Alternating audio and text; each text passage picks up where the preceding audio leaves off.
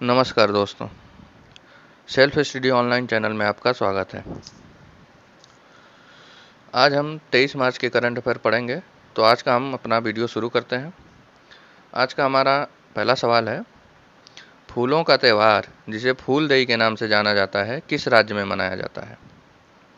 तो इसका सही आंसर है ऑप्शन नंबर ए, उत्तराखंड। इसके साथ साथ और ये त्यौहार जो है बच्चों में पर्यावरण को के प्रति जागरूक करने के लिए मनाया जाता है। ठीक है। इसके साथ साथ उत्तराखंड में एक और त्यौहार मनाया जाता है जो बहुत फेमस है, जिसका नाम है हरेला त्यौहार। उत्तराखंड में कुछ परियोजनाएं चल रही हैं, उसके बारे में जान लिया जाता है। जैसे 82 जल विद्युत परियोजना चल रही है जो कि यमुना नदी पर बन रहा है और इसकी क्षमता जो होगी 120 मेगावाट होगी। इसके साथ साथ घसियारी कल्याण योजना चल रही है जिसका उद्घाटन अमित शाह द्वारा किया गया था। सुरई इको टूरिज्म पार्क बना है वहाँ पे, सुरई इको टूरिज्म जोन। और काकड़ा क्रोकोडायल ट्रेल बना है वहाँ पे, काकड़ा क्रोकोडायल ट्रेल। ठीक। कुछ जीआई टैग अभी रिसेंटली उत्तराखंड के कुछ वस्तुओं को मिली हैं, उसके बारे में जान लिया जाए। एपड़ पेंटिंग हो गया आपका, एपड़ पेंटिंग हो गया आपका, इसको मिला है। मुनस्यारी का राजमा हो गया, मुनस्यारी कहाँ है आपका? पिथौरागढ़ में, मुनस्यारी का राजमा हो गया। थुलमा चद्दर हो गया, थुलमा ब्लैंकेट। रिंगल क्राफ्ट हो गया एक, कुमाऊं का क्यूरा ऑयल हो गया और भोतिया दान हो गया। ठीक है, इतना चीज़ों को आप लोग याद रखिए, ये काफ़ी है। उत्तराखंड के नए अभी सीएम कौन दोबारा बने हैं? पुष्कर सिंह धामी। हमारा दूसरा सवाल है, 30 मार्च 2022 को होने वाले 5वें बिम्स्टेक शिखर सम्मेलन का मेजबान देश कौन सा है? तो हमारा ऑप्शन कौन सा सही हो जाएगा? Sri Lanka, option number A. BIMSTEC में कितने देश आते हैं यहाँ पे? 7 देश आते हैं। कौन कौन से देश आते हैं? Bangladesh, Sri Lanka, India, Nepal, Bhutan, Thailand, Myanmar. अब यहाँ पे आप लोग पूछिएगा बिम्स्टेक का फुल फॉर्म क्या होता है? तो बिम्स्टेक का फुल फॉर्म नोट कर लीजिए, Bay of Bengal initiative for multi sectoral technical and economic cooperation. BIMSTEC का हेडक्वार्टर कहाँ पे मिलेगा आपको? ढाका, बांग्लादेश में। अभी अभी यहाँ पर ऑप्शन में श्रीलंका आपको मिल जाएगा। तो श्रीलंका के साथ अभी अभी भारत ने एक एक्सरसाइज किया था जिसका नाम है स्लीनेक्स युद्धाभ्यास, और ये 9वीं बार हुआ था। ठीक है, स्लीनेक्स, SLINEX, स्लीनेक्स युद्धाभ्यास, और ये 9वीं बार हुआ था। ये विशाखापट्टनम में हुआ था।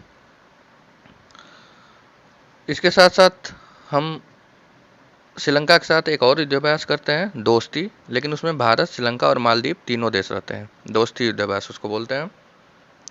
ये 15वीं बार हुआ जो कि मालदीव में हुआ था। और ये जो युद्धाभ्यास होता है ये तटरक्षक बल का होता है, यानी कोस्ट गार्ड करते हैं हमारे।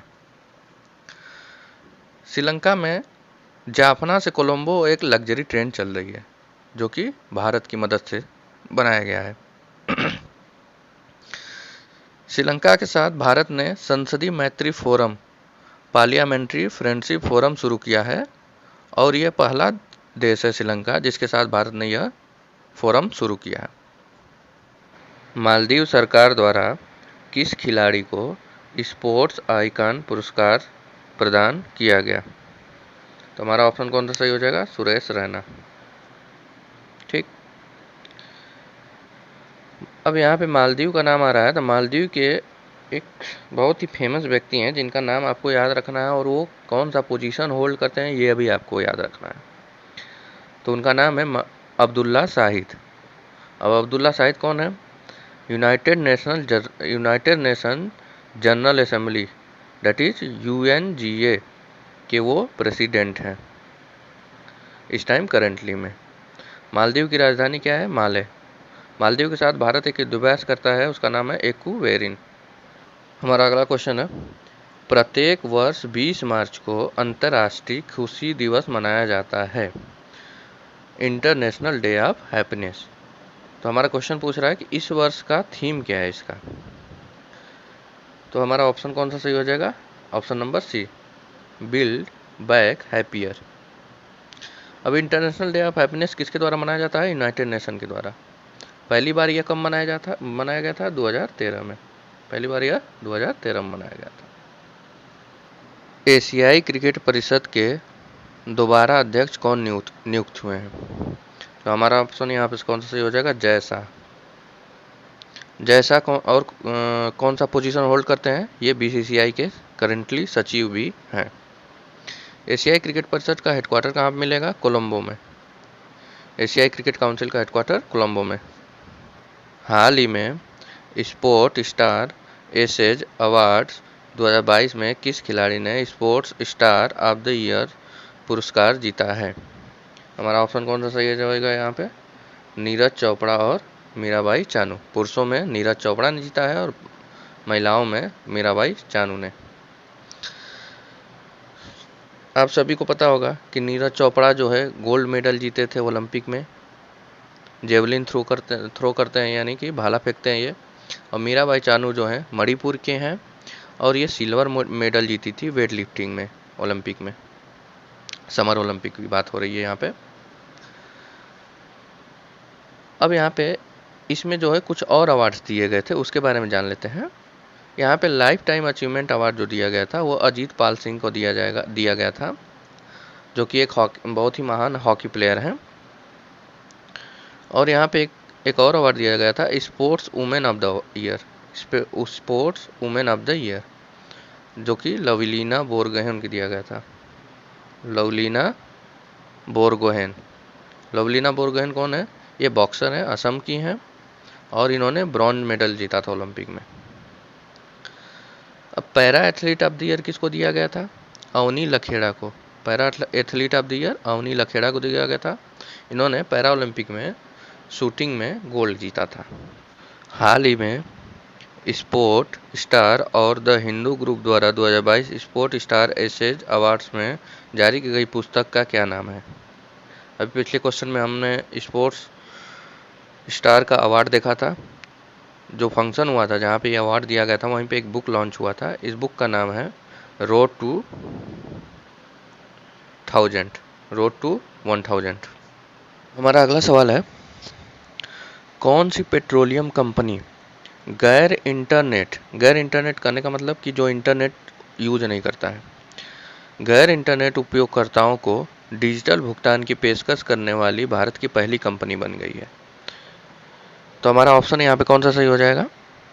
BPCL, that is Bharat petroleum corporation limited. अब इस सवाल को समझते हैं कि गैर इंटरनेट उपयोगकर्ताओं को डिजिटल भुगतान करने का मतलब कि जो अब सारे उपभोक्ता तो जो है स्मार्टफोन यूज करते नहीं है, इंटरनेट चलाते नहीं हैं। तो जो उपभोक्ता इंटरनेट नहीं चलाते हैं, स्मार्टफोन नहीं यूज करते हैं, वो भुगतान करना चाहे तो कैसे करेंगे? तो वो जो है एक प्लेटफॉर्म ये प्रोवाइड कराती है UPI 123 पे करके। उसके थ्रू जो है ये जो नॉन स्मार्टफोन यूजर हैं वो जो है इस प्लेटफॉर्म के थ्रू अपना भुगतान कर सकते हैं। अब यहाँ पे BPCL Bharat petroleum corporation limited की बात हो रही है, तो इनके चेयरमैन के बारे में जान लेते हैं, जिनका नाम है अरुण कुमार। तो बढ़ते हैं अपने अगले क्वेश्चन की तरफ। केंद्रीय रिजर्व पुलिस बल CRPF ने अपना 83वां स्थापना दिवस कब मनाया? तो हमारा ऑप्शन कौन सा यहाँ पे सही हो जाएगा? ऑप्शन नंबर ए 19 मार्च। ठीक है। CRPF बना कब था? 1939 में। लेकिन जब ये बना था तो उस टाइम इसका नाम CRPF नहीं था।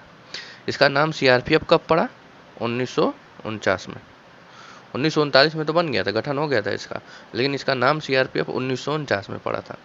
इस टाइम CRPF के डायरेक्टर जनरल कौन है? कुलदीप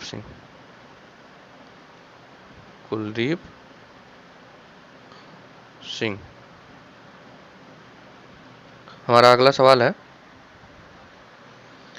किस खिलाड़ी ने 19वीं एशियाई 100 यूपी का मतलब यहाँ पे अप है, यानी 19वीं एशियाई 100 अप बिलियर्ड चैंपियनशिप 2022 जीती है? तो हमारा ऑप्शन कौन सा सही हो जाएगा?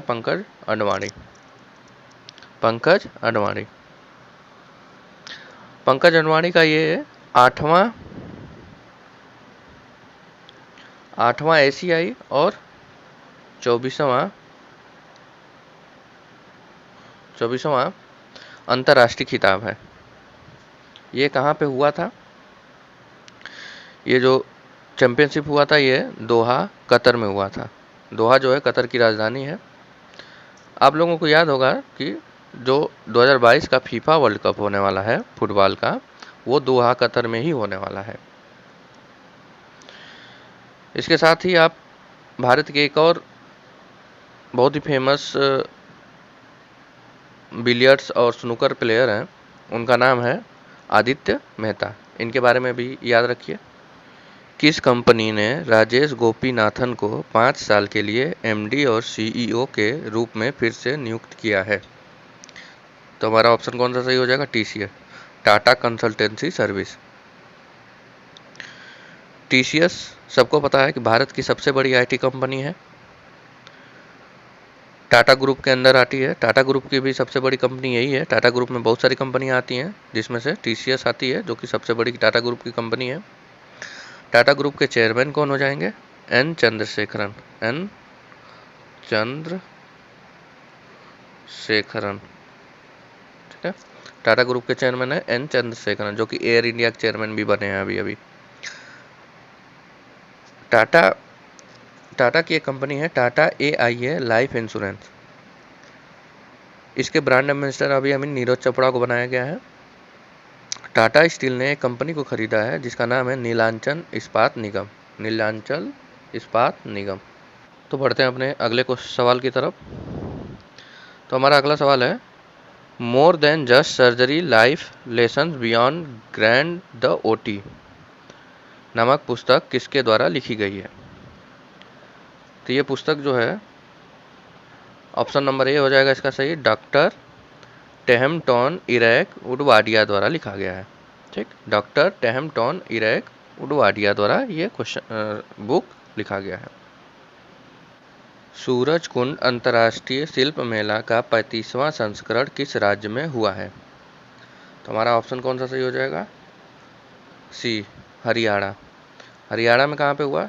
सूरजकुंड, फरीदाबाद। फरीदाबाद में एक जगह है जिसका नाम सूरजकुंड है, वहीं पे ये होता है। उसी के नाम से इस मेले का नाम पड़ा है सूरजकुंड अंतर्राष्ट्रीय शिल्प मेला। इस बार इसका थीम स्टेट क्या था? थीम स्टेट इस बार जम्मू एंड कश्मीर था, और पार्टनर कंट्रीज का इस बार था उज्बेकिस्तान। उज्बेकिस्तान के साथ हम कौन सा युद्धाभ्यास करते हैं? दस्तलिक, जो कि इस बार तीसरी बार हुआ और उज्बेकिस्तान में ही हुआ है इस बार। इस मेले का इस बार उद्घाटन हरियाणा के राज्यपाल और सीएम द्वारा किया गया। तो यहाँ पे आप पूछिएगा कि हरियाणा के राज्यपाल कौन है? तो हरियाणा के राज्यपाल हैं बंडारू दत्तात्रेय और सीएम है मनोहर लाल खट्टर। हमारा अगला सवाल है, हाल ही में राष्ट्रीय राजधानी क्षेत्रीय परिवहन निगम NCRTC ने ऐसे कोचों का अनावरण किया है जो भारत की पहली रैपिड रेल का हिस्सा होंगे। यह रेल किस कॉरिडोर पर चलेंगी? तो हमारा ऑप्शन कौन सा सही हो जाएगा? दिल्ली मेरठ कॉरिडोर। दिल्ली मेरठ कॉरिडोर का लेंथ कितना है? 82 किलोमीटर, जो कि इस रैपिड रेल के थ्रू हम 55 मिनट में कवर कर लेंगे। और जो ये रैपिड रेल बन रहा है, कोच बन रहे हैं, जो कि कोच करने का मतलब यानी डिब्बा जो रेल का बन रहा है, ये किस प्रोजेक्ट के अंदर ये सारा काम हो रहा है? उसका नाम है RRTS। RRTS उसका फुल फॉर्म हो जाएगा regional rapid transit system. Regional rapid transit system, RRTS। और ये डिब्बे जो बनते हैं, कोच बनते हैं, ये कहाँ पे बनते हैं? ये सावली गुजरात में बनते हैं। बड़ोदरा में एक जगह है सावली गुजरात में, वहीं पे ये बनते हैं। किस कंपनी द्वारा बनाए जा रहे हैं? एल्स्टॉम कंपनी, जो कि फ्रांस की एक कंपनी है। तो बढ़ते हैं अपने अगले क्वेश्चन की तरफ। नाटो का सैन्य अभ्यास कोल्ड रिस्पॉन्स किस देश में आयोजित किया जा रहा है? तो हमारा ऑप्शन कौन सा सही हो जाएगा? नॉर्वे। नाटो का यहाँ पे फुल फॉर्म क्या हो जाएगा? North Atlantic Treaty Organization. North Atlantic Treaty Organization. NATO में कितने कंट्री मेंबर हैं? 30 देश। नाटो का हेडक्वार्टर आपको कहाँ पे मिलेगा? ब्रसेल्स, बेल्जियम में। ब्रसेल्स बेल्जियम का राजधानी है। ब्रसेल्स में और कौन से ऑर्गेनाइजेशन का हेडक्वार्टर मिल जाएगा? यूरोपियन कमीशन का। यूरोपियन कमीशन का आपको ब्रसेल्स में हेडक्वार्टर मिल जाएगा। नेटो के हेड कौन है? अभी अभी एक एग्जाम में आया था कि नेटो के चीफ कौन है? Jens Stoltenberg. Jeans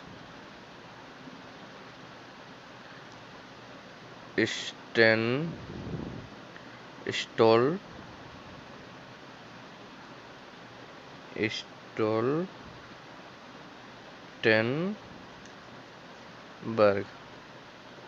Jens Stoltenberg, ठीक है, ये नेटो के चीफ हैं।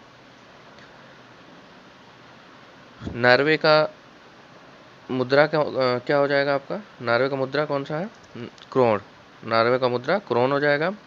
नॉर्वे की राजधानी है ओस्लो। नॉर्वे के एक खिलाड़ी हैं जिसका बारे में आपको याद रखना होगा, वो वर्ल्ड चैंपियन है चेस के, उनका नाम है मैग्नस कार्लसन। नॉर्वे के एक और खिलाड़ी हैं कार्स्टन वारहोल्म।